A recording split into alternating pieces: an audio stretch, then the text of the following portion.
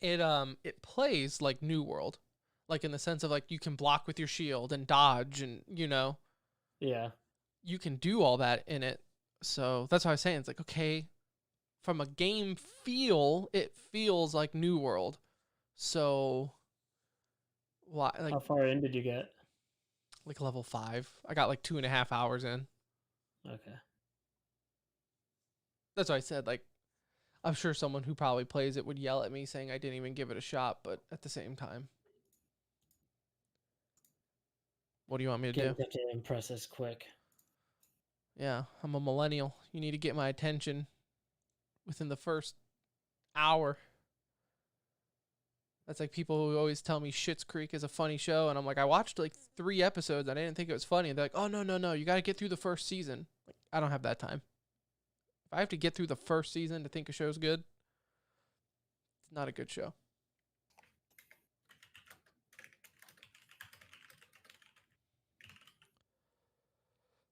But yes, I mean it's fine. But like I said, for us, our sake, I would just rather wait for New World, get New World for $40, and not pay a subscription fee at all. Yeah, like unless you're really planning on grinding it, a sub fee kind of sucks. Right, exactly. So I'll wait. We're back where we started. And then that game Ronnie mentioned, I looked and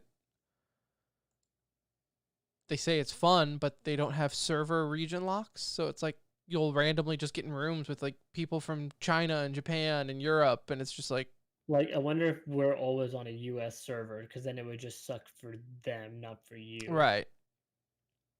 So I don't know.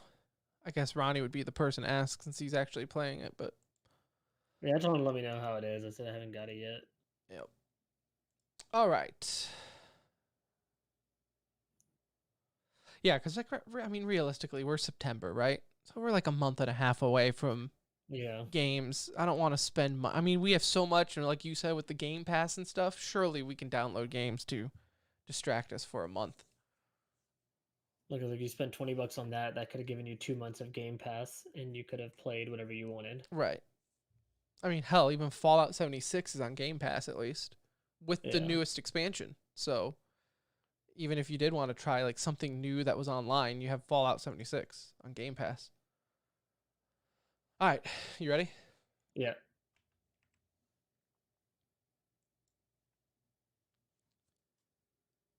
Hello, what is up? Welcome to episode 352 of the Center Ring Esports podcast presented by Alt. How does it start again? How do I normally do this? This is going to be the best episode ever.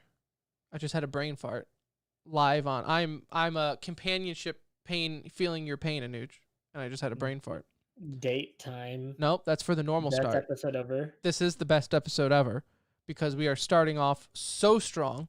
We will have CDL Champs recap, not just Champs recap, but just kind of a reflection on the season that was for the CDL, as well as Yikes of the Week, Good Dudes of the Week, as we have multiple good dudes, as well as a loaded Enews. Like we just took a week off type of Enews, but we didn't. We just took a night off, but it's packed. So we will get to that as well towards the end of the show. But before we get to any of that, let me tell you about the show sponsor in Alt Esports, altesports.com. I've said it once. I've said it a million times. The weather is changing. It is getting cooler outside. So you'll want to pick up their tie-dye set. They have a tie-dye matching hoodie and shorts because before it gets cold out, what does it do? It gets cool out. And cool weather is shorts and hoodie weather, which is by far the best weather around, like unanimous. I don't think anyone complains about when you can get away wearing like a hoodie or a nice Alt long sleeve shirt with a nice pair of Alt mesh shorts. That would be ideal for any weather or esports fans. So you can do that, altesports.com, and you let them know TCR sent you.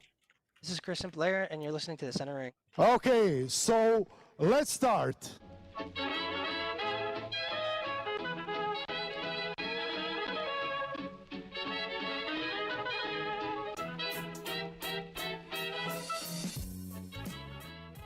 Hello, everybody. Hello, and welcome. Welcome back to another edition of The Center Ring, aka TCR, aka your favorite esports podcast presented by Alts. Episode 352 coming to you live and or pre-recorded from an undisclosed location. The date, August 23rd. The time, 9:02 p.m. Central Time.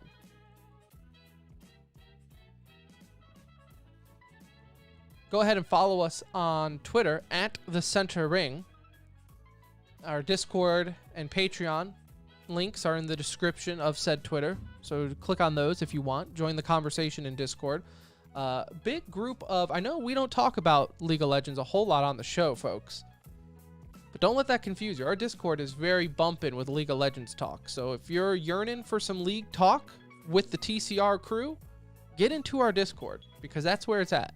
I learn more from our Discord with League of Legends than I do anywhere else. So, there's that. Food for thought. My name is Tim. I will be your captain for this journey into esports. And alongside me, as always, is my best friend, my brown friend, my crippled friend. It's Enews. What's up? Crippled is the perfect term right now. I am feeling... Right, if you're not watching on stream, I'm pointing at my neck. Can't turn it right now. It's like so stiff, I'm having to move my body. This is like just old. This is a problem. Like, did you get into a cage fight or anything, or? Yeah, with my pillow is what it seems like, and the pillow won. So not sure what the hell I did, but it has got me needing medical attention here pretty soon. That's how you know you're getting old, when you just wake up in pain. Oh, yeah, it's like progressively gotten worse. In the daytime, pretty fine. It was just a little sore, but nothing major. And like the last 3-4 hours, each hour has just gotten a little worse. So hoping this is the end of it here, but we'll see. It feels like it's just beginning. Just get your wife, actually get your kid to walk on it. That's what my dad always used to do. That's a dad move, right? Just have your kid walk on your back and... It's like a 30-pound dumbbell on my neck. I don't know if I need that right now. I don't know if that's the exact cure, but we'll consider. Well, good stuff. Good stuff. This is Monday, so we are one night short of our Sunday show. But that's fine, because plenty have happened. Plenty of things to talk about. First off, thank you for anyone who stopped in on our QuakeCon charity event streams. We did a couple of them over the weekend, so appreciate anyone who stopped by. I streamed some Doom Eternal. That was a fun game. So that was the first game, Anuj, that I ever got to try ray tracing on.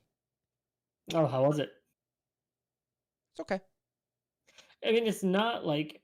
Because I've had it on for different games that like Battlefield, or not, which it was one of the Battlefields. I think it was Battlefield 1 had it in there, and I turned it on, and it's like, yeah, the shaders look nice, It's nice. Like, I don't know what... good. I think it would be better in an RPG element versus a multiplayer experience, but you're saying you played it in Doom, which is that, so... But again, yeah. It's like, it's nice. I don't know what, like, am I going to go spend $3,000 on a card to play everything on Ultra and have ray tracing on?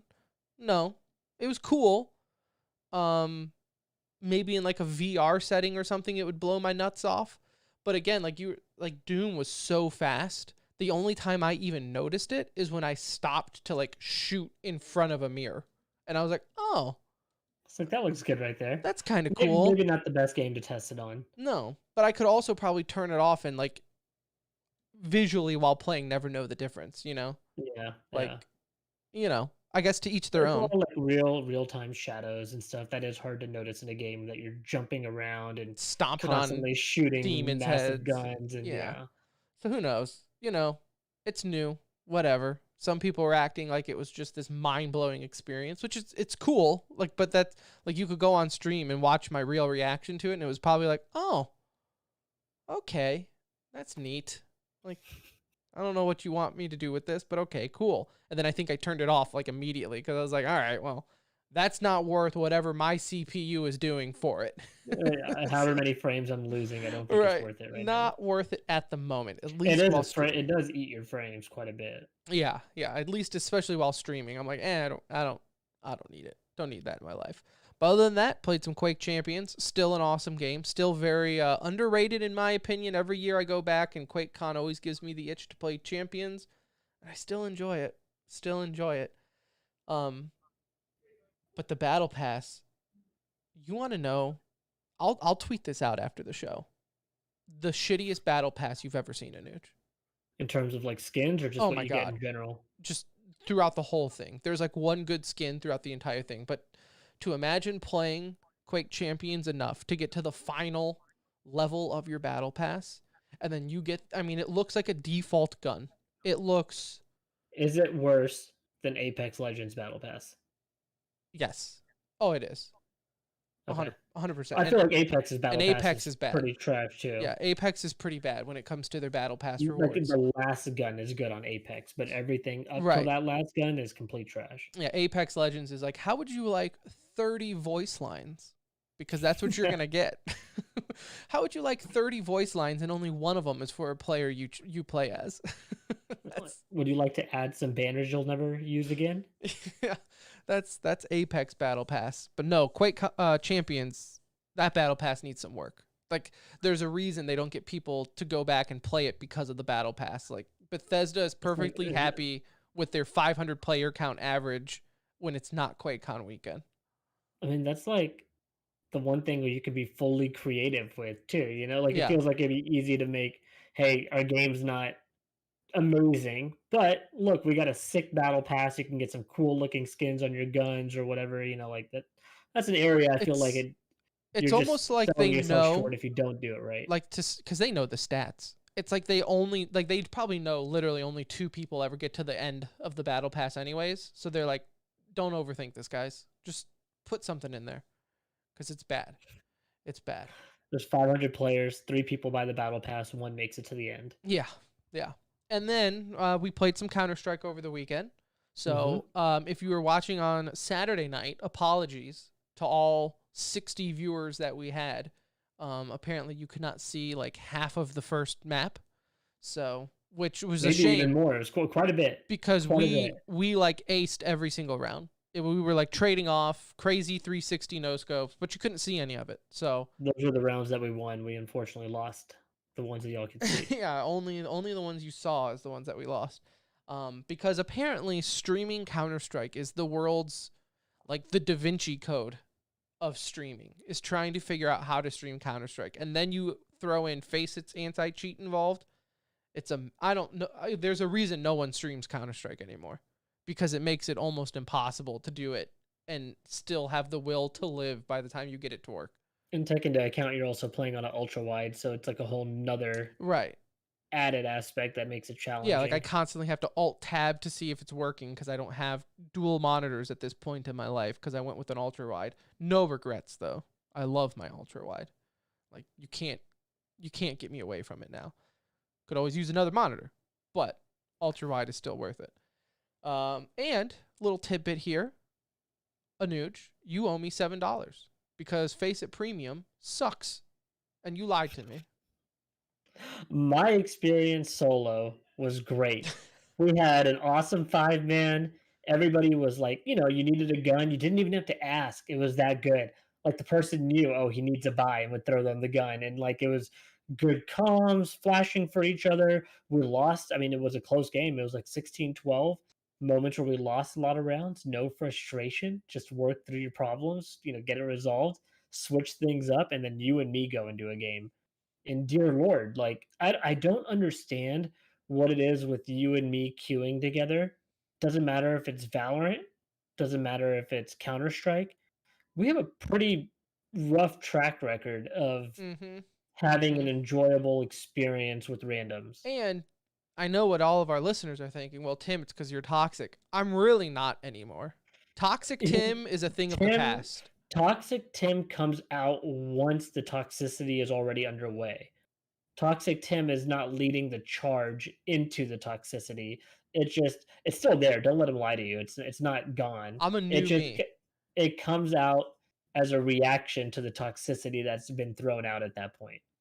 Like, you can't see it, but you can hear it on stream. The Inferno map, I'm not kidding to our listeners. I'm not kidding. For the first, I would say 7 rounds of the map, these 2 dudes on our team yelling at each other for 7 rounds straight. Full on yelling and trying to have a conversation about a particular thing, but yelling the same shit back and forth. While the 3 for other teammates are like multiple trying rounds. to do call outs in between of their screaming at each other about who didn't know what they were doing more.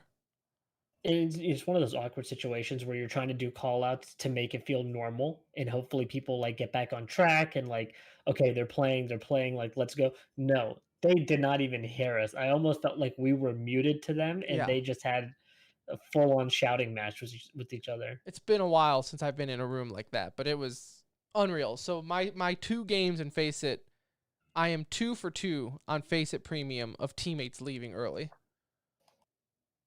The first one, a Yeah. guy left, which I think he just I don't know, because we were doing fine. We were actually like tied and he left, but he never said anything. So I'm going to tell myself his Just game assume died. that something happened. Right, because there was no reason for him to leave. We were actually doing good until he left. And then the second one, it was just the guy even came back and we just ended up kicking him because it was like, all right, dude, like this, you were making this game a miserable experience. But it was rough. It was rough. Both times, yeah. But despite that, we still had a good night. Still had a good night streaming. Had a good night at QuakeCon. QuakeCon again this year was online. So if any of you took partake in their Discord, awesome stuff. I love QuakeCon. I cannot wait till it's back in person. Hopefully next year. But they do an awesome job even for online stuff. So very much appreciated. If anyone listens who works with or volunteers even at QuakeCon with QuakeCon, you put on a good show. You put on a good show. I like how they promote it too and give you all this stuff to set up your stream and like make it Yeah. fun to be involved. Like they do a really good job of that. Yeah, part of the stream team. They give you all the elements and all that, and it's good. They still do like their quote unquote BYOC tournaments even via online, even though it's not LAN. It's all in good fun. All a celebration of Bethesda, I guess. Not just Quake anymore, but Bethesda. So GG's to all around on that one. All right, so we have a packed show. We have a packed Yikes of the Week, good dudes of the week, and a shit ton of Enews to get to on top of CDL Champs recap. So without further ado, let's get to Yikes of the Week. Let's do good dude of the week first, because your Yikes of the Week will segue into Call of Duty talk. Fair Cool. enough? Yeah, no, that's perfect. All right, good dudes of the week. We have 3 of them. Would you like to take the first one, sir? Yeah, this was pretty awesome because obviously Tim and I talked about the Halo Twitch Rivals event that was going off. A lot of huge names involved on it, like legendary names coming back to play in this event. So it made it a unique experience for Twitch Rivals. So like, Yeah. kind of a mini good dude for Twitch Rivals for actually making that a fun and enjoyable viewing experience, right? Not just your same old repetitive, same 20 streamers kind of playing one game. Like this was neat. This was a cool take on it. Well, the good dude aspect of it is Ninja was involved with this event. At the last minute, he threw in an extra 100K into the pot, into the prize pool, to kind of beef it up a little bit. So I thought that was a really cool thing for him to do. And obviously Ninja's roots come from Halo, and he's obviously excited for Infinite, and he knew this was a good opportunity to kind of bolster this event. And so I just thought it was a cool little addition, something he didn't have to do, was already neat enough with him involved. And for him to throw in an extra 100K, that's awesome. I chuckle at, I mean, first off, yes, 100% good dude of the year quality right there. But I do also chuckle because at one point in the stream, they're talking about was part of the prize money and how, this place takes home $400, right? And how there's like, hey man, $400 is a lot of money, blah, blah, blah. And I'm just looking at like Ninja saying that, just my eyes couldn't roll farther back into my head. I'm like, Ninja, you wouldn't know if I used 400 of your dollars to wipe my ass with, bro. Like, with all due respect. Like, As he's, Like, I mean, back when they were playing, that was oh my considered a God, decent prize pool, you know? $400 back in the day was like first place for the entire team on Halo. Like that Yeah. was huge. I remember one time in a Rainbow Six tournament, because Anuj, I don't know if you know this, I was actually a semi-pro in Rainbow Six Vegas 1 and 2. You mentioned it before. We placed in an event and we each got like, I think it was like $75. And It's a we lot. just thought, we made it, boys. We Like, I'm made it. buying a new mouse, maybe a keyboard. right, right. Like, come on, man. Like, how many Astros can this get me? Like, this is huge. So, no, for 100,000 though, that's nuts. Just to give up for a Twitch Rivals tournament, huge, huge. Yeah, it really is massive. Second good dude of the week is actually a good org of the week, as Envy, our friends here in Dallas, Envy Gaming. They recently started a foundation, for those who don't know, the Envy Foundation. Very original name, but nonetheless. They announced today, Anuj, or yesterday, today, one of the day, that they will be starting a grant that will give North Texas middle and high schools the opportunity to apply for funding, gaming hardware, and ongoing education needed to start and or grow an extracurricular esports program at said school. Now, I say this is more than just Enews. This is a good dude, because me and Anuj are old enough to remember having to like serve detention because we even talked about video games in school. Like, my high school wouldn't even let us have a video games club in it because they viewed video games such a anti-school thing. You know, you had German club, art club, any other type of club. Yes, it didn't matter, yeah. Right. Video game club? Forget it. That's just for a bunch of potheads and hooligans. No, for sure. I mean, this is like it's really, I just love that they're so involved with the community locally. We've seen them do several things now where they've done things to just kind of get everyone together, right? And they don't really, you know, they've just always been involved, and that's nice. Like, it's so nice to have them as, if an organization was going to pick this location, it's cool that they were the ones to do it because they truly are involved with the area. This is just another way of being committed and adding a new experience to students, get, new people involved as well as those that are already involved in gaming. And so it's just neat. I love that they're doing it. And, I thought two thumbs up for them. Crazy to see how far esports have come too, when it's like you can actually have like esports are being what's it called, lettered, when you can get like a jacket. Is that what it's called in high school? Like a letter jacket. A letter jacket. Yeah. Clearly, I never did anything in high school to warrant one, but actually, no, I could have. Ladies, hold on to your panties. I was on the accounting team in high school, and when they asked if I wanted to get a Letterman jacket for accounting, even I knew I would never have sex again in my life if I said yes to that. And I said, thanks, but no thanks. That's a no-go. I will not be taking a Letterman jacket that says accounting on it. Thank you very much. So yeah, no, awesome. Good dude on Envy. And the last good dude of the week here comes from Riot, more specifically the Valorant side, because we don't see this very often in esports or in gaming or in life. But for once, fan and player feedback has been heard and acted on, as Valorant has changed the format heading into Berlin. Massive, because the format, they initially announced it on Twitter.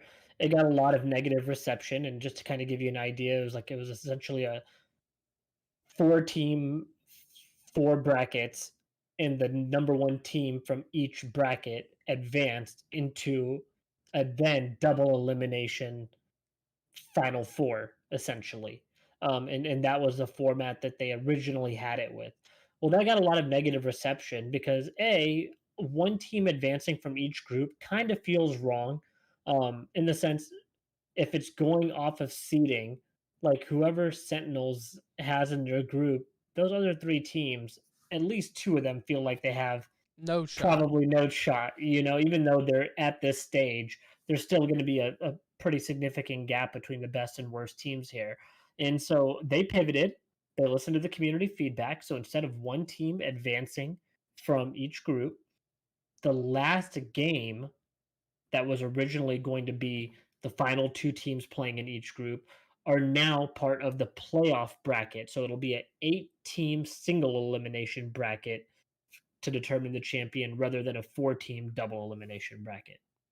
I think that's awesome. I know some people you either love or hate double elimination or single elimination, and I guess depending on the results is how your opinion is based, right? If your team wins, you probably love single elimination, and if not, then you probably hate it. I think the more teams in it though, the merrier.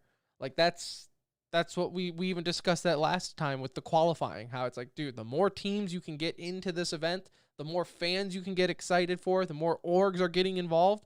That's because that's as an org, that's what you want. You don't want to have an org and work your ass off to get to Berlin and being like, oh, we're in a group with Sentinels. Yeah, okay. I guess this was fun while it lasted, right?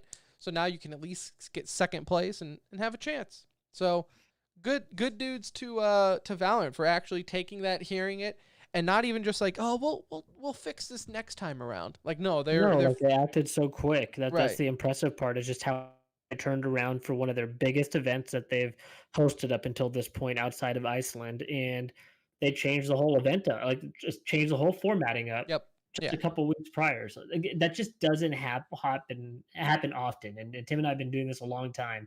Like really does not happen often. We have So spent segments bitching and moaning about tournament formats that Mhm. have been the same formats for like 3 or 4 majors. So the fact that they're hearing about this, not even giving their thought a test run first and just saying, you know what, you guys are probably right, let's do it. Pretty insane. Very, very rare for it to happen. and it's gonna make the playoffs feel crazy. Like the playoffs are single elimination. Like every game is gonna be a battle, and that's awesome. Yeah. No slip ups. No slip ups allowed. Speaking of slip ups, you don't get into Yikes of the Week without slipping up, and that's exactly what we have here. With the first Yikes of the Week coming from Rainbow Six. The Rainbow Six Mexico Major was over the weekend, and Anuj, this was the biggest shit show of an event that I've seen in a while. If there was a reason to not have lands, this would hit every marker. They did end up finishing, so I guess props to them. They saw the finish line. I am shocked though that it even got that far. And one night they had internet issues. The internet dropped in the venue. The other, I think it was the next night, the building was falling apart, as in the ceiling on the inside was falling. They had to evacuate the building and inspect it for structural damage to make sure the whole thing wasn't going to collapse on the players. And how did they not vet that out beforehand that this building is like in a collapsible state? I don't know. And then on top of that, they had players and everything with COVID concerns. And even before this whole thing started, remember the Pittsburgh Knights, who were based in Australia, they had to disqualify from the event because they couldn't even get visas and everything out there to begin with. I bet they're pretty happy about that now. Yeah, right now they're probably like, you know what? Avoided that mess. So really, from before it even started to now, it was just like you kind of just, the narrative moved away from the esports and just went to the mess, went to the yikes. But hey, you finished. We're still in positivity month. We just talked about good dudes, which was all positive. Positivity month is your event was a circus, but you did finish. So that's good. That is true. They did finish. Surprisingly. And no one was hurt. I'm hurting from it. That's probably what this pain is right now. Sympathy pains It's from how the Mexico major. Crappy a major was, and my neck is just hurting. Or it could be from carrying the show. I don't know. We will find out. So right now, my yikes, dude. This is a good one, Tim. This goes on to the list for yikes of the year. If you ask me, I will add it right now. And the reason being is because this is somebody's life falling apart in front of our eyes. And so that is a significant yikes in my mind. COD Pro, maybe we'll say former COD Pro, but COD Pro Silly is not really rumored, I don't believe, at this point. But essentially, he has a fiance. They did some long term or long distance type stuff for a couple of years because he's been on different teams and they've been together for roughly 4 years, and he finally, he proposed to her, so that was super exciting, I'm sure, for them. Um, well, it just comes out that he has not just cheated once, he has been cheating consistently throughout the relationship. Even had the audacity to text her after she came out publicly and vented on Twitter to her followers, and I think that's very appropriate to do in that situation. If that's your outlet and how you're, I mean, you're the one that got cheated on. I feel like you have the right to do whatever you want to do. In my mind, he texted her saying, "I can't believe you would out me like that. That was one of the reasons that I got with you in the first place. Is that if something like this were to happen, I never thought you would go public with Ugh. it." And I was like, "Bro, that's how you were picking your girls?" Like, and it's such a I picked you because I thought you wouldn't tell people I was having an affair. the funniest part of this whole thing is one of the Awesome. first replies that I saw was Parasite sending his regards to Oh, her, and to her, of course, of course. it That could was have gone either way. Either Parasite could have had his back saying, "Bro, I know exactly what you're talking about," or like, "Hey, baby, you okay? You yeah, like okay?" I'm so sorry this would happen to you. It's funny to me that it was Because Parasite of all Parasite, people the that guy popped who up was on trying there. to hook up with his teammate's girlfriend, or another player's girlfriend, no, teammate's girlfriend, During a match, teammate's during a girlfriend. match, DMing his teammate's girlfriend. That takes Of balls. course, he's going to This slide also into this takes balls chick's though, DMs. cheating on your fiance a month before your wedding. So really shitty situation. Feel terrible for her. Don't feel bad for him. And And look, although this would have nothing to do with it, I don't know if he'll do better. I I mean, I she's don't a think that very should have any indication if you should cheat on someone, but it doesn't help the situation that he probably won't do better. he was definitely out of his league. He had, hey, he was one of us. Yeah. Like he was one of us. We recognize the lines that you don't cross here, and so can't get lucky twice. We found gold once. Hard to do that twice. So at least the positive here, Tim, is she got out of a shitty relationship before she was married. So she avoided a potential disaster down the line. And look, Silly was benched earlier this year. I find it hard to think that his reputation is going to help him get onto a team. Not to say he's not good enough to be one, but reputation is also part of it. There's a reason, you know, maybe like somebody like Censor or Parasite are not actively on rosters consistently, and it's because they also bring some baggage with them, and this is pretty bad luck for him right now. Yeah. Not not good. No, Not a good not look. good. Look, and it's not even so, I mean, it is so much the cheating on your fiance a month before your wedding. That's not a good look. But then it's just too like weird hill to die on, bro. Like I think on this one is one where maybe you just stop tweeting for a little bit and I'll come in with a tweet longer and apologize saying, "Look, I know I effed up, but what's meant to be is meant to be, and that wasn't meant to be." And you know what? I'm sure anyone who's been in a situation that didn't want to get married and got married would probably be like, "You know what? I get it." But in his situation, double down and saying like, "I can't believe you would tell people about this." I can't believe you went public. Awesome. Stupid. Stupid. Awesome. You know what? I applaud him for being so bold as we all should be. All right. So there you have it. Yikes of the week. Perfect segue though. Speaking of CDL, we have the CDL champs that wrapped up over the weekend. An insane finale to the season as season 2 of CDL wraps up. Spoiler alert for those who don't know, we did have exactly what we pretty much thought was going to in our preview happen. Atlanta ended up defeating Toronto 5-3. Third place was Dallas, followed by Minnesota, who made all the winners upper bracket playoffs, whatever you want to call it. I gotta tell you, we really weren't too far off in our initial discussion, right? Obviously, I think the easier thing to pick was the teams that we thought would go far, right? I don't think picking yeah, I had Atlanta Toronto finals, and I didn't think it was difficult to really like. I didn't go out on a limb, I guess is what I'm Right. saying by thinking those are the teams that would make it the furthest. It's also not too tough to think that Dallas was right there in the mix. Like another team that has played well relatively all year. They had some challenges, had some ups and downs like any other team, except for FaZe for the most part, and they were right there at the end. I think even a couple things that you had mentioned were right on. Right, is how would Chicago handle adversity if they lost early?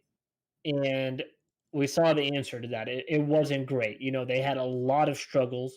It just shows that with all the changes that get made to a COD roster throughout the year, this is one team that decided sticking together was the better play. And we saw the same results all year.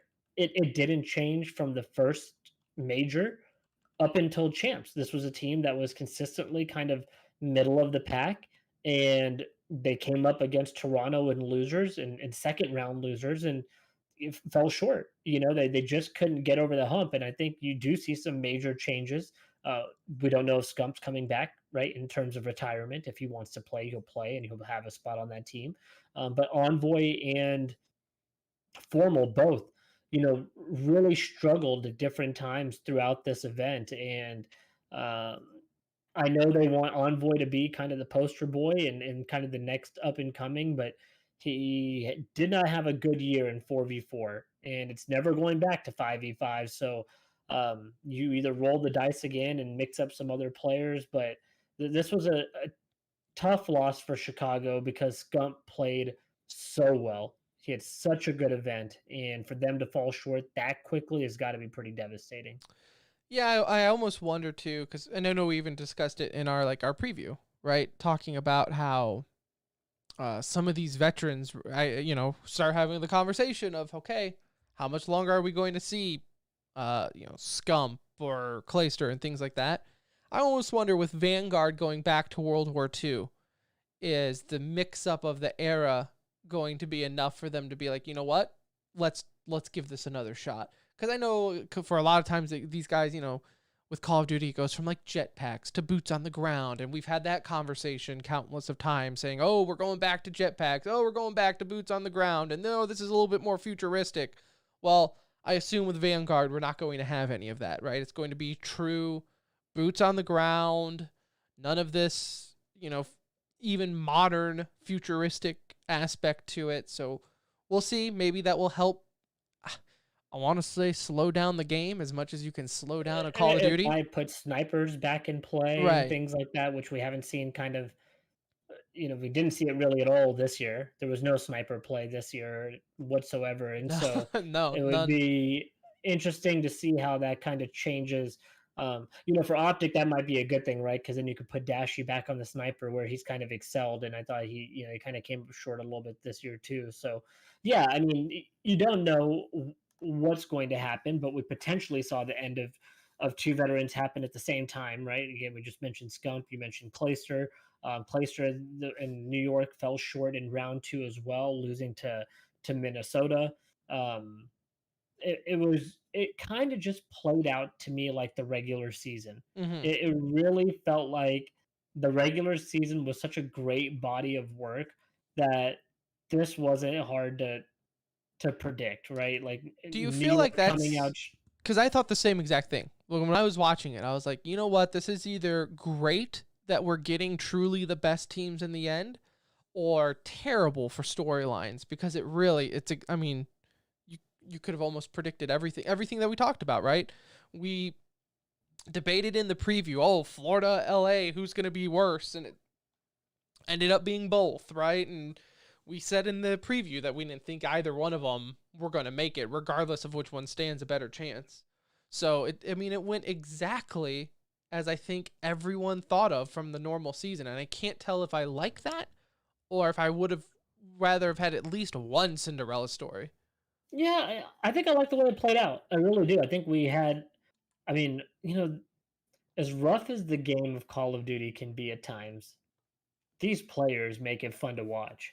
We had some fantastic games throughout the weekend. I mean, we really had some high level Call of Duty. And I know that's saying, hey, Anuj, it's so obvious. This is pros. Like it should be high level. When I say that, I mean it was just played so well, and we got some incredible games out of it and some really memorable moments. Like the game of the weekend would have been what the game four for Toronto, Dallas. Dallas and Dallas on that hard point. Yeah. That was one of the best matches I've ever seen of any Call of Duty ever. I mean, it was like a 250, 248, something like that, hard point. And Dallas made a huge comeback. And, then thinking of the finals when you went to Atlanta and Toronto, and we had eight incredible games for the most part. One bad one, but seven incredible games. Very easily could have been a 4-4 game at one point there, and Toronto kind of let it slip out at the end. But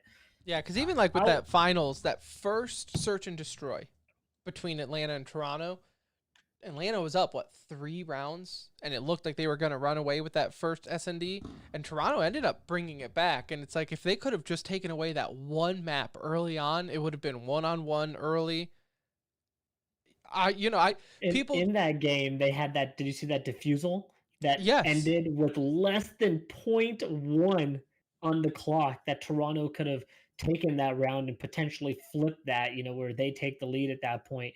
Really just awesome games. Yeah, like I've seen the narrative post online that, oh man, Atlanta, most dominating team of all time, which first off, pump the brakes on that. Like, I think half of the Optic teams would like a word with you as far as the most dominant team of all time. But they're in contention. Of course, I guess you could at least have the conversation, but I've seen like definite period at the end, dominant team of all time.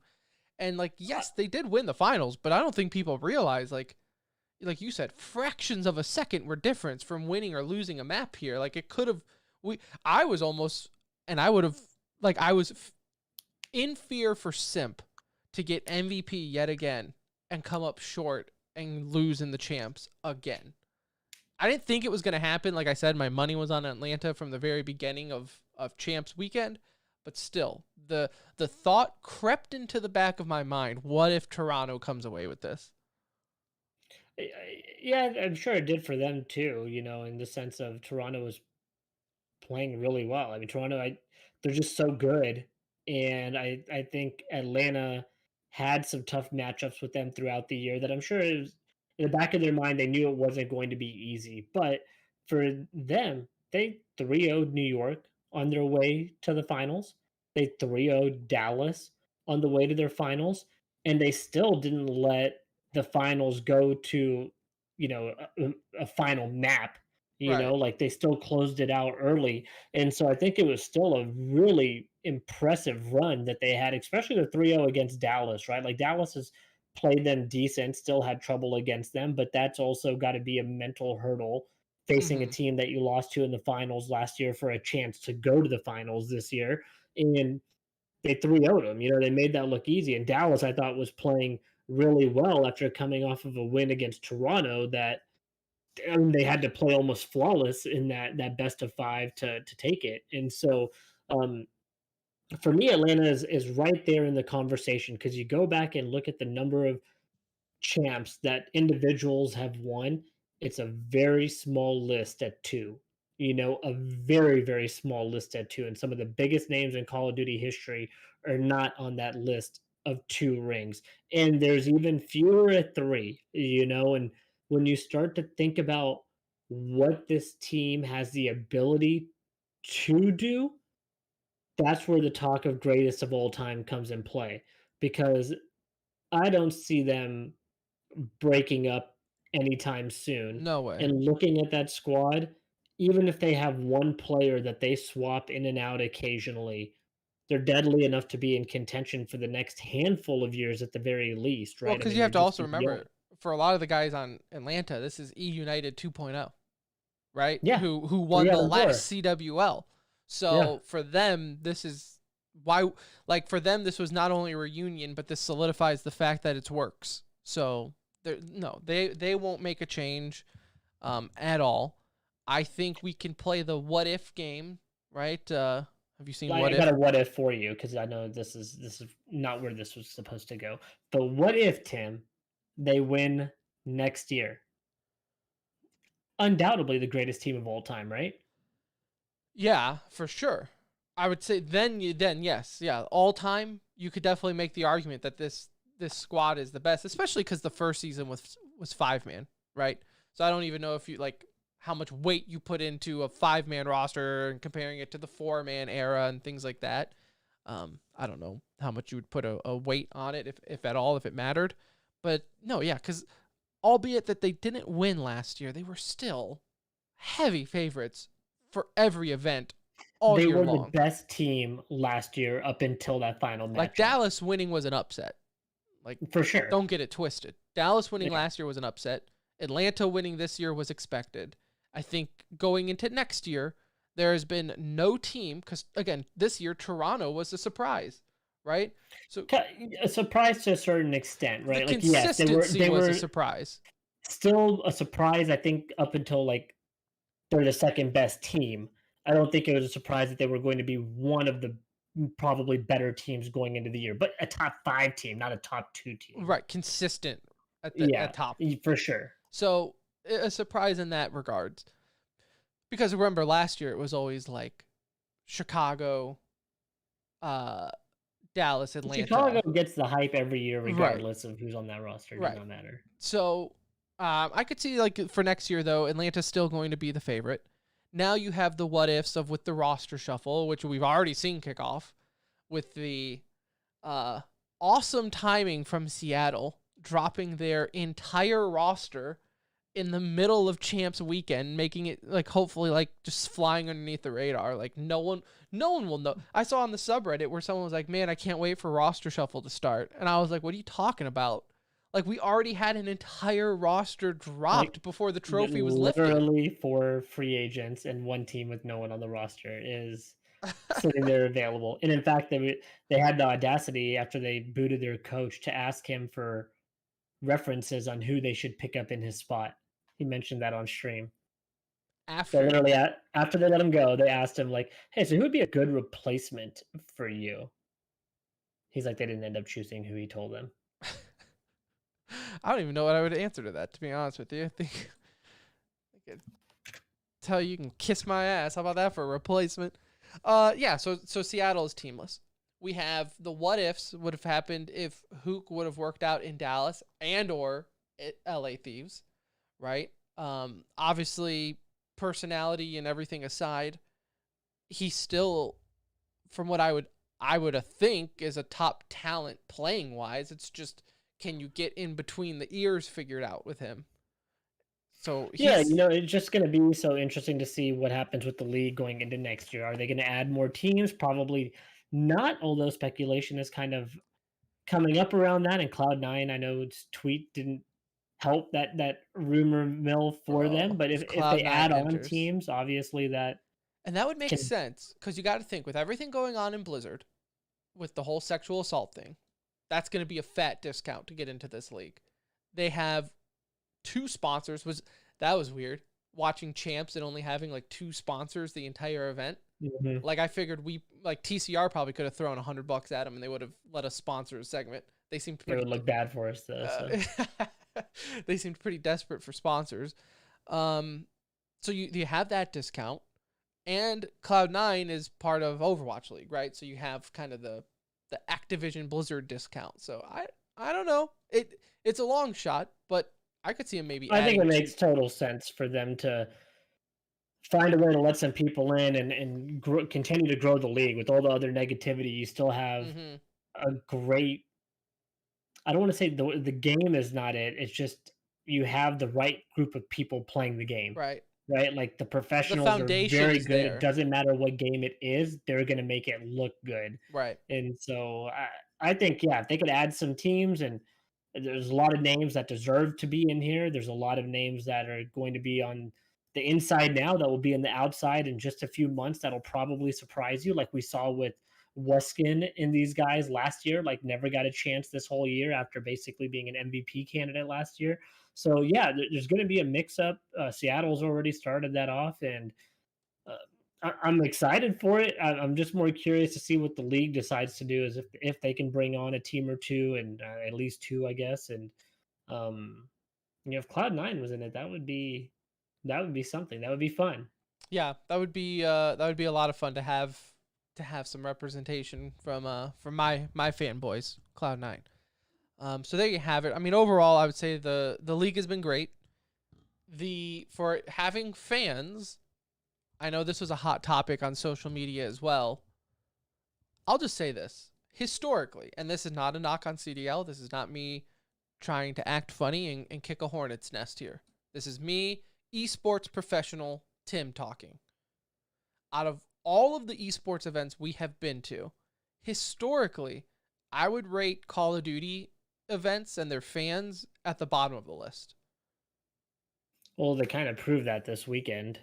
Like, I thought the audience, and either they did a really good job of dampening the sound in that place to where you did not hear a lot of roars from the crowd if it wasn't maybe phase out there or potentially optic out there, but it felt very, very quiet to me for a live audience. So, and it looked pretty packed. Like, it didn't look like it was a at dead crowd in times, that right? sense. At times it looked It, super dead, but albeit yeah, sometimes your games are the at later Friday. the later events or later games, Right. tend to be obviously more packed. But yeah, I was not impressed by the crowd presence, and I thought it would be banging out there, and the event was, but the crowd level I thought was pretty lackluster. Something about the COD fan. They're cut from the same cloth of the Gears people, the Gears of War crowd, where it's like, rather than like cheering, they just think they're very hot shit. I don't know how to describe it, but it's like they shut to the crowd and the crowds are doing like all these like pumping their chests and acting like they're like about to get into some street fight, and it's just like, bros, we're just here to have fun at a sporting event, okay? Like, why are you trying to sit here acting like you want to start what's that movie with the gang wars and they sing and dance? The Outsiders? Is that what it is? I don't know. No. I don't know. Someone older than us probably knows what I'm talking about. But I don't know. The crowd sucked. What can I say? It just wasn't into it. It also Yeah, it definitely wasn't like as hype as I thought it would be. But again, the event from our perspective right. lived up to the hype because what we saw was awesome. Yes. Yeah. So the event was great. Good to see it live again. Good omen for next year. Hopefully we can make this happen again where we see more live events for CDL, considering their whole thing beginning, right? They haven't had one season yet of all offline. So we'll see what they're going to continue if they go the same route as Overwatch League and say, hey, offline or online events up until majors, and then majors will be offline. We'll see. But only time will tell. We have Hard to imagine we're anywhere near full LAN presence right. in any event. Like, I'm more worried now looking at the Counter-Strike Major. The timing is going to be at a really rough time to think that we'll have fans. I think this might be one of the last LAN events we see, at least US based, coming up. It's hard to imagine. Like, it seems like everything's going backwards right now. Yeah, we'll just have to see with COVID and all the new strands going on, and what states and cities will be willing to shut down completely again, or will they just be a little bit more, hey, you have to wear a mask, you have to be vaccinated to come in. So we'll see. We'll see. When in doubt, there's always Arlington Stadium in Texas, because we know that's reliable, that they're not going to do anything to mandate stuff in Texas. Texas is just going to become the esports capital of the world because their COVID rules are just so lax. It doesn't matter. Like, I don't know if that's a win or a loss right now. I know, right? Like, it's like cool, but at the same time, yikes. So we'll see. Just keeping on the Call of Duty thread, though, and then we can get into some e-news. The Call of Duty, because they revealed this all throughout the event. First off, we said it. Simp being announced as MVP at like noon on a Friday. Very weird timing. It really was odd. Like, and it should have gone to a BZ anyway. It felt like they pitied themselves into a BZ Finals MVP when Celium probably deserved that. But yeah, it's just Like funny to me. Like, I'm yeah, weird timing for sure. 1:30 or 12:30, whatever time it was on the day that they announced sitting it. It here was on like, my oh, lunch break, and then it's like, oh, okay. Like you have like the whole weekend to do this, guys. Why are you announcing this now when like no one's at the stadium because it's the middle of the day on a Friday? Like, yeah, yeah. what happened? Like maybe they were worried Atlanta was going to get It should have been eliminated. done like in between matches, like maybe like right after Phase played or something, you know. And Yeah. I don't know. I felt like they could have done that just in a better way. My only thought of it is they did it to where before like they didn't want FaZe to be eliminated and then announce like Simp was MVP because that would have been a little awkward for him to come back on stage. But alas, weird timing. Also, they've announced the Call of Duty Vanguard. Jesus. Multiplayer reveal will be September 7th, so coming up in about 2 weeks, give or take. The open alpha. Wait, is that? Yeah, the multiplayer reveal September 7th. It's a little ass backwards because the open alpha will be the 27th and 29th of August. That will be Champion Hill mode, which is like their new BR on steroids game mode from what I've gathered. Looks fun enough. And then their open beta starts September 10th for PlayStation, September 16th for everyone else. So there you have it. That will Yeah, be looking we'll get forward some to fun that. stuff out once we get a chance to mess around with it. And you know, I say I'm not that thrilled about a World War II game. I just want a good game. So Yeah. we'll see what they give us here. If they give us a good game, then I guess I really don't care too No. much what it is. See, and I'm a sucker for World War II games. So if you give me a good World War II game, I'm in. I'm in 100%. I feel that. I'm not against that. It's just I feel like we've had a lot of it recently between Battlefield and Call of Duty, where I just feel like we've been in World War One, World War Two, and If like it goes in, seven. yeah, there was a It while does. I there. just feel like we've had a handful recently. You know, like the last two Battlefields and then Call of Duty just a couple games ago. So they got to have something special up their sleeve for me to be excited. So I guess that's why I think this reveal is so big, because if they can give us more of a classic feel to the game, you know, that could be cool. Like Mm-hmm. make it a little bit more COD. I feel like we've gotten away from like what the traditional games used to be like and why they were so well received. You know, one of my biggest knocks, Tim, I'm going to go off on a tangent for a second. I saw a tweet from Courage mentioning that we should have raid and I forgot what the other map was called, but in every single COD for going forward for Pro League, because those maps are so fun to watch. But I get that, because then people started saying, "Oh, Counter Strike has had the same maps forever. Look at Valorant, Dota, League of Legends. Like they all use the same thing and it's successful."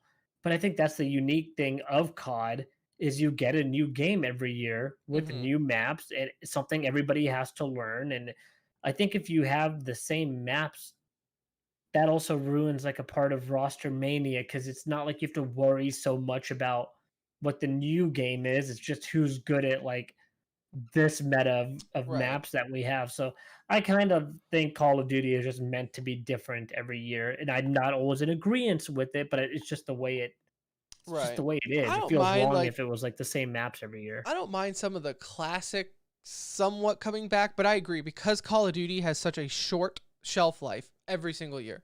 Like you can't even say it has a 1 year shelf life. It's shorter than that for people It's who like eight actually months. right. You can have it for 8 or 9 months. That's what you have to play Call of Duty for. On like a high serious level. Maybe longer if they ever add ranked in at launch, but you know, you might get 3 months shelf life if they don't have ranked. But the fact that that is the case, it's like I'm okay with new maps every year, because if I don't like some of the maps, well, I know in the next Call of Duty we're gonna have new maps. Now, if you want to like tweak some like of the favorites, like Nuketown or something like that in there, sure, If you bring back a different classic each time, okay, like right. not that big of a deal to add a classic map or two But like on every single year, but not Modern like Warfare, you know, they brought back Crash, and I remember you and I both were saying like, oh, I remember this map being a lot better, but it's because it's like it was on a different Call of Duty, so it played differently. yeah. Like so, it's just different. not meant to be 5-on-5. And then when you bring And back in old maps, it just doesn't work out. And don't get me wrong, these old maps have been great. Like they played awesome. I just don't like the thought of the same ones constantly being there. Give me another classic if you want that was really good and competitive and revamp it, but I still think it needs to like vary from year to year. Yeah, because the games vary year from year. With Counter Yeah, Strike it's and just like Valorant, they don't. they Right. don't. It's the same game. Yeah, for the most part, it's all the same. So there you have it. There's some Call of Duty looking back at the season, looking forward to the next. Let's look forward to a packed E-News as we are going to run through these. But first, E-News is brought to you by Philly Esports. Go to phillyesports.net right now, and you can sign up for their next online tournament, which is this Saturday, August 28th. It is a Rocket League 3-on-3 event with a $2,000 prize pool. And yes, it is free to sign up. So you can get two of your buddies, you can sign up, you can win money, be featured on Philly Esports. They always do a great job with their cast. They kind of make, no knock on them, but they make you feel like a pro, right? So it is ran very high level, very professional, and they're just good dudes. Good dudes overall. Everyone over at Philly Esports, we've known them for a long time. Got to meet them when we were in Philly. So just overall, good esports vibe. phillyesports.net. Go ahead and sign up. Rocket League this weekend. Do it right now. All right. Let's run through some of these e-news here real quick, Anuj. In CSGO, happy birthday. You turned 9 years old on the 20th. Exciting stuff. It would be what did we anything cool? Like anything cool happen for the 9-year, Tim? I bought Face It Premium, so I don't have to play on their shitty matchmaking servers. At least we came back for the 9-year reunion, right? Right. But it was like coming back and like everybody was still the same. Like the jock was still the jock. And like the prom queen was still the diva that she was. Like not a lot changed. And so it turned 9 years. We got a nice little tweet from Counter-Strike themselves and Valve themselves, but a tweet at like 11 p.m. It was almost like they almost forgot it was their own birthday too.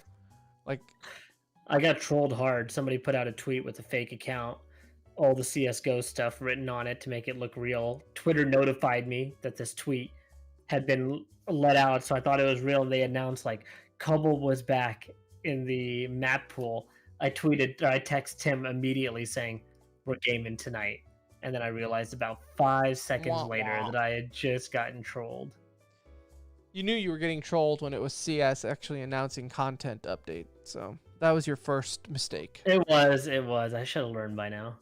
ESIC bans have been an update there. They announced that they have banned a handful of players that you never heard of from Reborn Esports.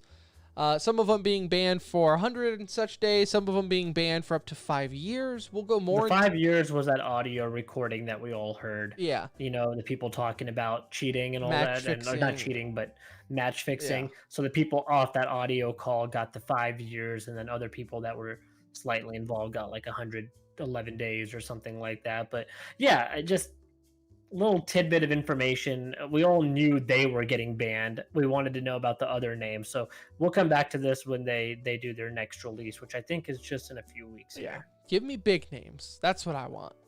New names that we have been rumored attached to this. I want like that list to come out, whether they're involved or not. To clear up their names or not, but there's a lot more names that we were anticipating, so this just felt like a little. Yeah. I know, and I saw some dummies on Reddit saying like 5 years, what's the point? Like they're just gonna Counter-Strike will be dead and they can go play the next one, like CS:GO. Like, yo, idiot! It's not just for CS:GO. Like the article might say CS:GO, but it's Counter-Strike. It's not like they're just gonna release a new Counter-Strike and Valve is gonna clean everyone's slate off and being like, all right, everyone. All the match fixing you did. They're banned from all the tournament organizers is the big deal, right? So all these organizers won't even recognize them. They're not going to be like, oh, a new game, a new Counter-Strike is out? Pff, who cares if you match fixed and go? This is a different one. Don't worry about it. So there you have it. And also G2 loses its opening gaming against Sinners and OG to start off the Pro League. A little bit of a G2, rough start. Group B there is kind of all out of whack right now. G2 doing G2 things, man.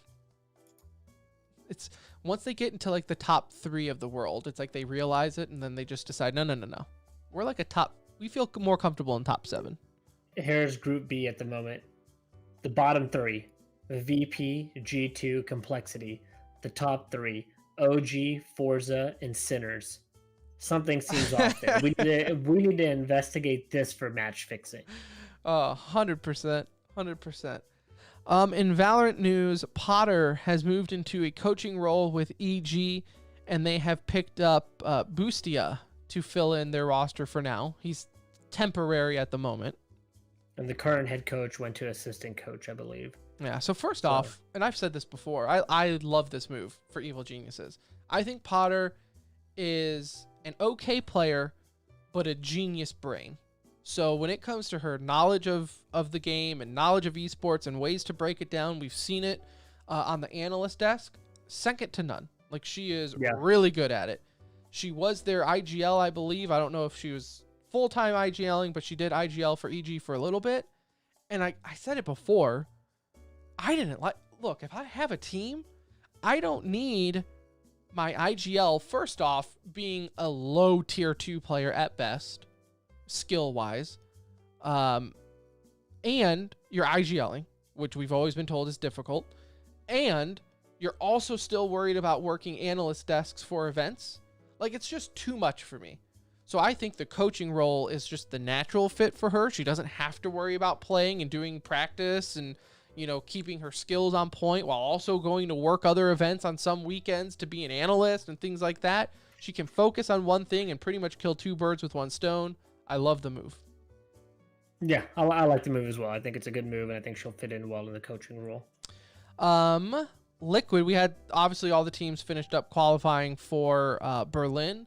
Some of the big ones here we mentioned or jokingly said, hey, right now, albeit a big collapse from any teams, we should be pretty good with all the best teams in the world, right? Wrong, because Liquid has failed to qualify on the EU side of things. Which, yeah, that sucks, but we, in all honesty, still got majority of the best teams in the world. So as much as people wanted to see Liquid there, like, I just don't think it's like an absolute deal breaker, because we did get Ascend. We G2. did out of EU. We still got G2, so we got Gambit, another really good team. And then the one that I think was a surprise to everybody was like the Supermassive Blaze, which was the Turkish team, a team that we were saying, like, hey, if you wanted to break down the regions properly, like, Turkey was good enough to qualify. Well, they showed that. They took one of the top 4 slots. They took one of the top 2 slots. And yeah, I mean, we still have a very, very stacked lineup for Berlin. Mm-hmm. It's just a really big name that we all recently saw and fell in love with Liquid. Not qualified, but EU didn't disappoint. We got a good lineup coming from there. So that makes it, though, to where both of EU's teams that qualified for Iceland, Fnatic and Liquid, are not going to Berlin. So kind of would have lost some money had you put some bets down. FPX part ways with 3 players, so we're already seeing some roster shuffling going on in the Valorant world. In Call of Duty, we already mentioned it, but one other news here that we didn't get to while talking Call of Duty is a new Warzone map with anti-cheat. I want to kill this right now. We do not need to add that anti-cheat is a feature. I know. With your stupid ass game. I knew you were going to say it. It needs to be a common fact that there is always an anti-cheat and that you're always doing whatever you can for your community to prevent it. So don't make this a new thing. I don't need to see other game developers be like, oh, and by the way, our first-person shooter, competitive first-person shooter, has an anti-cheat. Don't need to know that. This is the last time it should be mentioned, because they're the ones that messed it up. They can right the ship, but we don't need to see other games doing this. It should already be in there. It's like Call of Duty announcing they have a multiplayer mode. Like, I know. I assume it's there. I assume if you are an FPS, you're going to have some type of multiplayer mode at this point in life. So, congratulations. You have caught up to 2021 as Discord decides to take another technical dumping. Discord is having a rough night.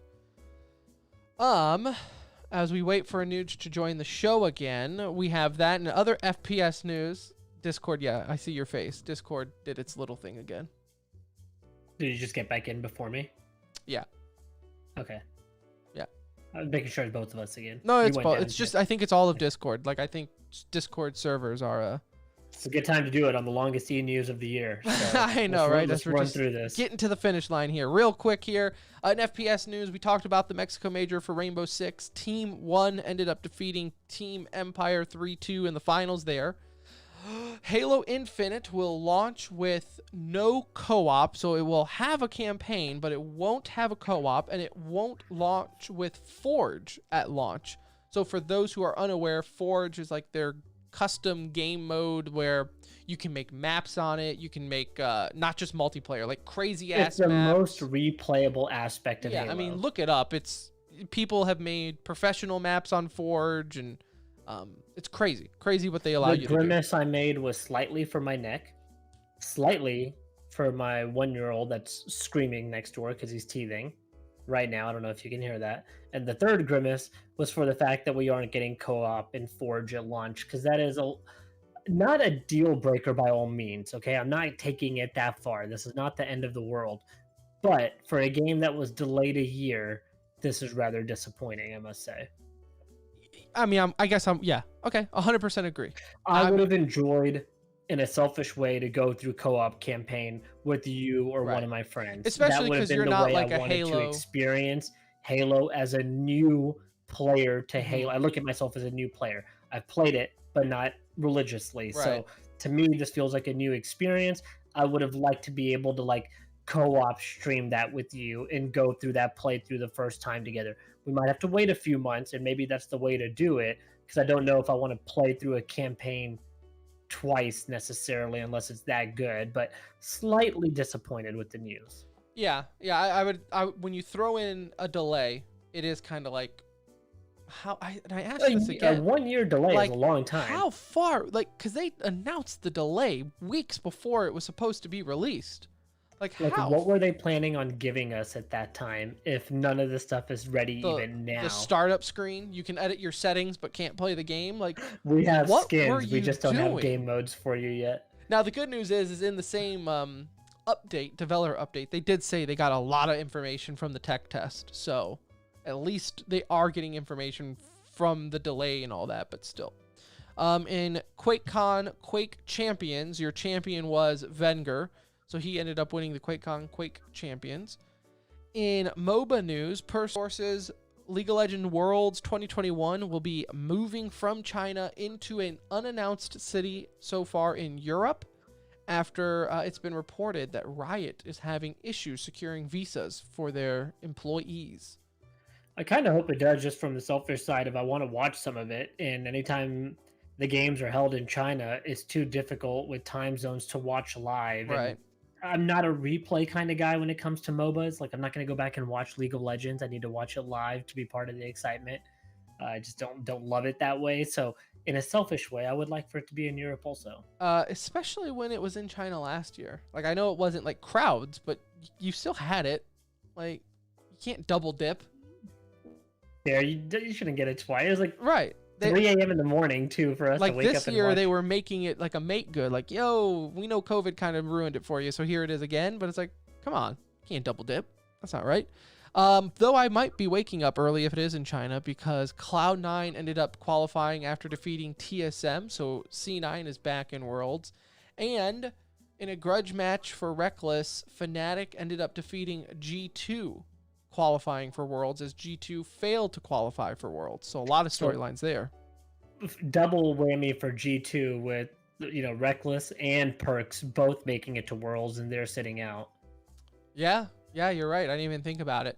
So, and Fnatic CEO also had the tweet of the year, basically calling out Carlos, the CEO of G2, basically saying, like, he did the whole where it's like, yo. I got it right here. Can I read it? 'Cause Yes, it's pretty go funny. ahead. If you have it, read it.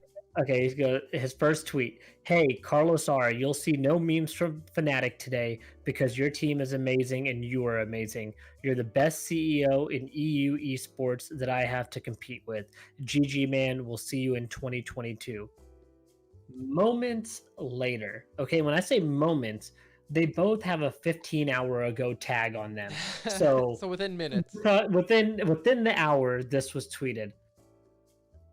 Fuck yes. Being a dick in esports doesn't pay. I love this team. You're amazing, every single one of you. And of course, for those who don't know, Carlos has a huge reputation of being a dick in esports. So In what we consider as a fan, a fun way. of course, right? But he's he not. does go far with it, obviously. Yeah, as a but fan, I'm it's not just like irony in his tweet. right. As a fan, I'm not like appalled by him. I think it's funny, but I could see where if you were his colleague, as in another CEO, you're probably like, dude, shut up. So beating him, I'm sure it feels a little better than beating another team, especially sure. knocking him out of Worlds. So, Worlds contention, that is. In other news, Psyonix, the developer behind Rocket League, has let it somewhat leak in a job listing that they're looking for people to transfer Rocket League into the Unreal Engine 5. So it's getting a little facelift sometime in the near future. So that's awesome to see that Rocket League will be essentially future-proof is what this is doing. People are saying, like, why do it? It's future-proofing the game is what it's doing. So there's that. Stardew Valley's developer Concerned Ape has announced the Stardew Valley Cup September 4th at 9 a.m. Pacific time with, get this, a $40,000 prize pool. Dang. For Pretty Stardew solid. Valley? Do you know what Stardew Valley is?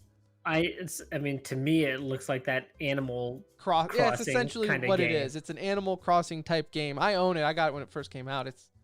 You want to talk about just like It a looks like relaxed... Animal Crossing mixed with like old Zelda kind of Yeah, look. yeah. It's a very relaxing, in-depth. Like there's a lot more to it than what you think, but it's a fun game. I never once in my life thought we'd be talking about it on this show, but hey, esports is for everyone. At QuakeCon, they announced that Quake has been updated visually. It has a quote-unquote 4K resolution right now, and is available on... Don't let that fool you to think that the game is like a next-gen 4K game. It's a cleaner looking, That's what I said. enhanced version In air of the quotes, old one. in air quotes, 4K. So it's basically like a re-release of Quake. It's out now. They released it at the same time of the announcement. But don't be like thinking, oh wow, they remade Quake to look in today's standards. No, it still looks like Quake from the old days. But You're just gonna get a lot of frames. yes, yeah, it will just look clean. Among Us developers release a third-person shooter BR mode in response to Epic doing a Among Us imposter game mode in Fortnite. So that's a little good tongue-in-cheek. I enjoy that. That's funny. I give them props for That's the proper response, I'd say. that. like, That is. You have fun with it. Keep yourself in the news. It's a fun way to hit back. Yep. September 1st, next Wednesday. I saw this on Twitter, trending. Apparently, Enews, this is going to be a day off Twitch.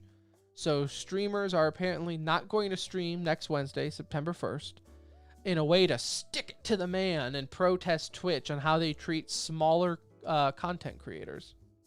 So just to announce now, we'll be doing a community night September 1st. 24-hour stream, September 1st.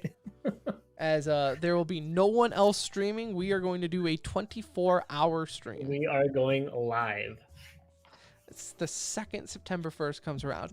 Look, I'm not for abusing content creators or whatever it is that we're protesting Twitch for. But No, Twitch does a shitty job of taking care of smaller course, content creators. Of course, Like, they let's take be a shit. real. They do a shitty job taking care of big content creators. Let's That's be also real. true. But we've said these one-day protest people. Come on, let's. As an adult, I think we can say this. What are you doing here? Twitch, you take one day off of Twitch. Twitch is, and then all of a sudden everyone comes back. Like Twitch is not going to be like, oh no, what are we It's like, going to do? No, everybody's watching Shroud and Nick Merckx today again, Right. which is not a bad thing. It's just it's not going to affect them the way that. So all you people think it small will. content creators with 3 viewers on average, and one of them is your mom, have fun protesting. I'm sure you're gonna really stick it to Twitch. Godspeed though in your mission. That being said, Speaking of big content creators, Tim. Speaking of big content creators that were mistreated by Twitch, Dr. Disrespect has said on his stream that he has known for months now on why he was banned. So Slasher probably finally told him why he was banned, and has said that he is suing Twitch over it. That is literally all the details we got. He said, I know why I'm banned, and this is why I'm suing them. Pretty crazy. I really hope this stuff becomes public knowledge at some point, because It has to. It has to. it has to be and I'm not surprised if it's a dumb reason, honestly. So I kind of hope Doc takes him to the house here, but very curious to see why he was banned. Hopefully that becomes public knowledge, or Slasher tweeting it out if he tweets anymore. Again, this is just like, it's Twitch. You never know Twitch admins. Twitch admins are like a Counter-Strike admin on a private server. There's no rhyme or reason on why they ban people. And it's also been announced, remember that when you played on random servers on Counter-Strike and someone would be like, I'm the admin, and you're like, okay bud, go ahead and kick me. There's about 5,000 other servers I can pick from. I was that kid. Also, in non-esports news, but still pop culture enough for us, the first screenshots or screen caps of the Cowboy Bebop live action movie was released today. This is coming out, I think, like next month or sometime soon on Netflix. And I kind of vaguely remember hearing about that they were doing a Cowboy Bebop live action a long time ago, and just remember today. For those who don't know, Cowboy Bebop is my jam. It is like my #1 anime. That being said, I am not a big anime guy, so that's probably why, because it's like your basic bitch anime from what I'm told. This movie looks like it's going to suck. I've never seen it. I know. You need to watch it. The anime is awesome. This movie looks like it's going to suck. The way they did their live action for Death Note was devastating to me, because Death Note is also a cult classic when it comes to anime, and that's another one to put on your list if you have not seen it. It's actually fantastic. I have not. Their live action was so bad it made me almost like not like the original. The show. Like it was just that bad. And so yeah, I'm hoping they do a good job here, but this is truly a wait and see. The pictures look like it was like, if you're a cosplayer and you go on a professional photo shoot, that's what the pictures look like. It's like if you went on a professional photo shoot with like leftover cyberpunk locations. Right. Yeah. So I'm not a fan in general of anime live. Like, anime is anime for a reason, and it's because it would look ridiculous if it was in real life. Like, someone walking around with Dragon Ball Z hair or any hairstyle in any type of anime would look ridiculous. And so when you try doing a 1-for-1 interpretation of that in a live action movie, it looks ridiculous. And that's exactly what this looks like. So are the sexual innuendos still going to be in the live actions the way they are in the anime? I don't know, because already Faye looks very more modest, which is the woman. Faye Valentine, I think is her name. I need them to do this as a 1-for-1 if they're going to do it. Yeah. Is that so? It's just, it takes you out. Like, you need double D cleavage. Yeah, like somebody bending over every 6.5 minutes. Like, it just, so. I can't get into the story mode if I don't see suggested ass the entire time. No. I from the pictures it doesn't look like that, but we'll see. I'm not, I'm holding my breath. I've learned, like, as I've gotten older, like, my wife was out of town last week or whatever for like 4 or 5 days, so I was like, oh, TV time for me now. That's a rare case. So I was like, I'm going to crush all these shows that I've been saving up. And a lot of it was kind of anime related. I don't know if it's I'm so far removed from anime because of my wife, or I'm getting older. It doesn't hit the same. It doesn't hit the same as it did when I was younger. I've just liked my classics now at this point. Like, I haven't watched new anime in a long time. There's old ones that I've enjoyed that I grew up liking when they came out. As I grew up like even 5-10 years ago, but there's not like, I don't follow it closely enough to be like, oh, look at this new one that's out that I need to watch. Like, outside of like Gundam Wing, Dragon Ball Z, and Cowboy Bebop, I've learned, like, I don't know. they're very soap opery. Like I'm going back to watch some Well, of the some of Gundam. them have hundreds of episodes too. Yeah. So it's like, And it's like I'm going back to watch like old Gundam and even like the new Gundam Hathaway movie on Netflix, and it's just like it's a struggle to watch. You know why though? And I get it. Well, maybe I don't know. Is anime meant for adults? I would say it's meant for adults, but yeah, I think it's meant for anyone. Honestly, that's the nice thing about the it. stories are ridiculous. That's like these kids are like 13-year-old kids, and they're like talking to adults. Like it's so dramatic, and I'm like, bro. Like I know I shouldn't be arguing with this stupid cartoon, Logic right now. futuristic, like whatever, and the kid with this spiky. Like I was watching Gundam Orphans, whatever that one's called, Blood Iron Orphans. I'm getting through it, but I'm not enjoying it. I'm doing it because I like Gundam, but I don't like Gundam. I like it and I hate it all at the same time. But I feel like that's just as a 31-year-old white guy who likes anime. I feel like that's probably like a normal struggle. So, anyways, that's our biannual anime rant segment that randomly comes up on the Center Ring Esports podcast. So there you have it. That will do it. That will do it. Speaking of anime, the Witcher anime came out on Netflix. I'm halfway through the first episode. Pretty badass. The Witcher? Yeah, Witcher anime. And it's not based off like the normal Witcher story. So you don't have to like know the game, whatever. Because, there's multiple Witchers in the world of Witcher. So, gives me Castlevania vibes. So if you watch the Castlevania anime, which was awesome on Netflix, you will like this. But that'll do it. Hopefully you liked this episode of The Center Ring, aka TCR, aka your favorite esports podcast presented by Alt. Thank you to Alt for sponsoring the show and Philly Esports for sponsoring Enews. We will be back most likely Wednesday, maybe Thursday night. We'll see if Anuj's neck recovers. Or if you're even alive anymore. Feels like I'm dying right now. Might no longer be with us. But we'll wait and see. We'll wait and see. But we'll be back for another show on Wednesday. So tune in and we'll talk about more esports goodness and stuff. Follow us on Twitter at The Center Ring. And join our Discord. The link is in the description there. Once again, Twitter at The Center Ring. Anyways, I'm Tim for Anuj. We'll see you later. Bye. Love you.